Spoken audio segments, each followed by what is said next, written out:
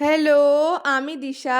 Good morning. সেদিন সকাল সকাল ঘুম থেকে উঠে আগে নিজের বিছানাটা গুছিয়ে নিয়েছি, কারণ স্টুডেন্টদেরকে পড়ানো আছে। ওরা কদিন পড়তে আসেনি, কারণ পিঠেপুলি উৎসব এইসব ছিল, ছুটি ছিল। তারপরে মা সকাল সকাল ভাজা পুলিগুলো দিয়েছে আর সাথে 1 কাপ চা করে দিয়েছে। বাসি ভাজা পুলি খেতে তো আরও বেশি ভালো লাগে দিনের পরের দিনের থেকে।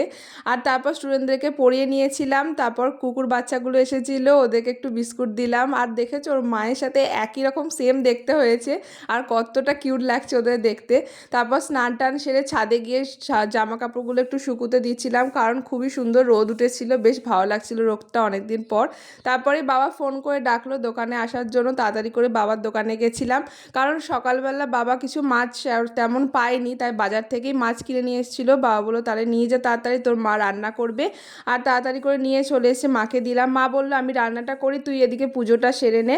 আমি তাই সমস্ত ঠাকুরগুলো সুন্দরভাবে পুজোটা দিয়ে নিয়েছি।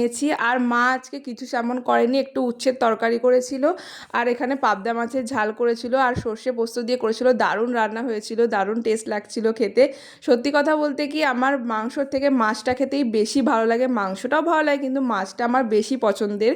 তো যাই হোক, এরমভাবে একটা দিন কাটলো। কেমন লাগলো আজকের ভিডিওটা ছোট্ট একটা কমেন্টে জানিও। ভালো লাগলে অবশ্যই একটা লাইক করে দিও। দেখা হচ্ছে খুব তাড়াতাড়ি নেক্সট ভিডিওতে।